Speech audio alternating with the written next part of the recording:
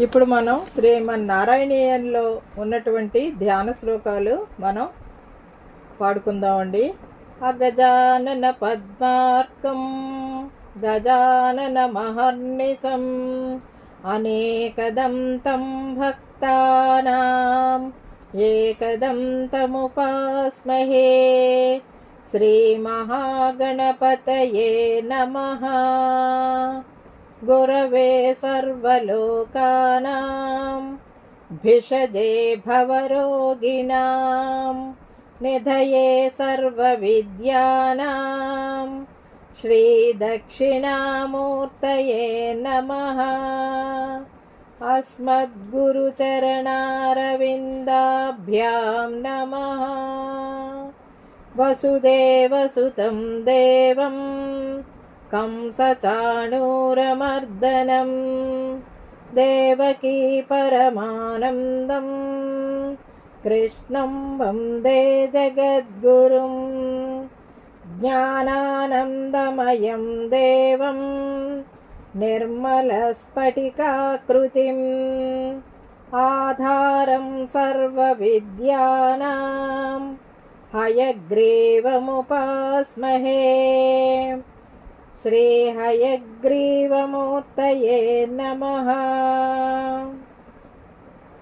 సరస్వతీ నమస్తుభ్యం వరదే కామరూపిణి.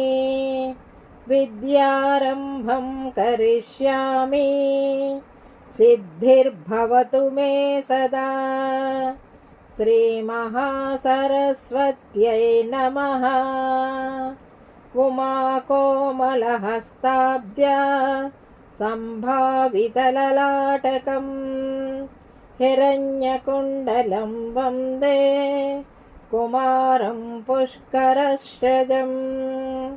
వెట్రివేల్ మురుగునుక్కు హర హరో హర. లోకవీరం మహాపూజ్యం సర్వరక్షాకరం విభుం పార్వతీ హృదయానందం శాస్తారం ప్రణమామ్యహం. స్వామియే శరణం అయ్యప్ప.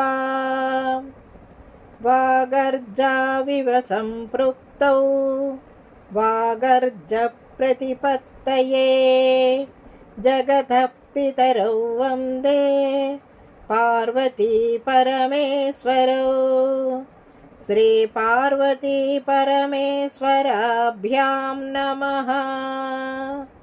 కోమలం కూజయన్ వేణుం శ్యామలోయం కుమారః. వేదవేద్యం పరబ్రహ్మ భాసతం పురతో మమ. శ్రీకృష్ణ గోవింద హరే మురారే. శ్రీనాథ నారాయణ వాసుదేవ. శ్రీకృష్ణ గోవింద హరే మురారే. శ్రీనాథ నారాయణ వాసుదేవ. శ్రీకృష్ణ గోవింద హరే మురారే. శ్రీనాథ నారాయణ వాసుదేవ. పీతాంబరం కరవిరాజిత శంఖచక్రమోదకీ సరసిజాం కరుణాసముద్రం రాధా సహాయమతి సుందరమందహాసం. వాతాలయే సమనిశం హృది భావయామి. కృష్ణో రక్షతు మాం చరాచర గురుః కృష్ణా నమస్యై సదా. కృష్ణేనైవ సురక్షితోహం అసకృత్ కృష్ణాయ దత్తం మనః. కృష్ణాదేవ సముద్భవో మమ విభో కృష్ణస్య దాసోస్మ్యహం. కృష్ణే భక్తిరచంజలాస్తు భగవన్ హే కృష్ణ తుభ్యం మమ. నమ్రాణాం సన్నిధత్తే सततमपि पुरस्तैरनभ्यर्थितानपि अर्धान् कामानजस्रं वितरति परमानन्दसान्द्रां गतिं च इर्धं निःशेषलभ्यो निरवधिकफलः पारिजातो हरे त्वं क्षुद्रं तं चक्रवाटी द्रुमामभिलषति व्यर्थमर्धिव्रजोऽयं श्रीगुरुवायुरप्पा शरणं श्रीभट्टतिरिपादमनिशं हृदि भावयामि वंशीविभूतकरात् नवनेरदाभात् पीताम्बरात् अरुणबिम्बफलाधरोष्टात् पूर्णेन्दुसुन्दरमुखात् अरविन्दनेत्रात् कृष्णात् परं किमपि तत्त्वम् अहमे न जाने वैरण्डं कूपपीज्ञान् विण्डुमिरक्कुन्नो ನೀರಜಲೋಚನ ನಿನ್ನೋಡಯಿ ಏನೆನು ಮನ್ಯನೆ കമ്പിടേനടാത്തോരു രീതിയിൽ നീ എന്നെ പാലിക്കേനായ് കൃഷ്ണ ഹരേ ജയ കൃഷ്ണ ഹരേ ജയ കൃഷ്ണ ഹരേ ജയ కృష్ణ హరే జయ నారాయణ నారాయణ నారాయణ నారాయణ నారాయణ నారాయణ నారాయణ నారాయణ నారాయణ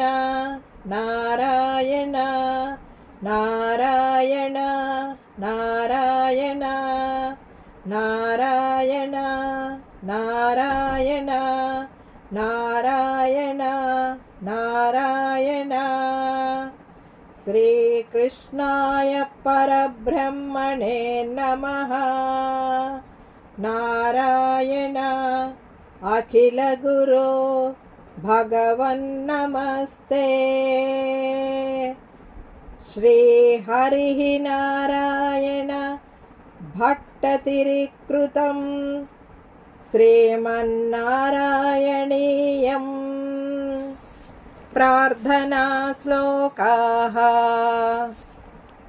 శ్రీ గణేశాయ నమః శ్రీ సరస్వత్యై నమః శ్రీపాదవల్లభ నరసింహ సరస్వతి శ్రీ గురుదత్తాత్రేయాయ నమః గురవే సర్వలోకానాం భిషజే భవరోగిణాం నిధయే సర్వవిద్యానాం శ్రీ దక్షిణామూర్తయే నమః అస్మద్గురుచరణారవిందాభ్యాం నమః జ్ఞానానందమయం దేవం నిర్మలస్ఫటికాకృతిం ఆధారం సర్వవిద్యానాం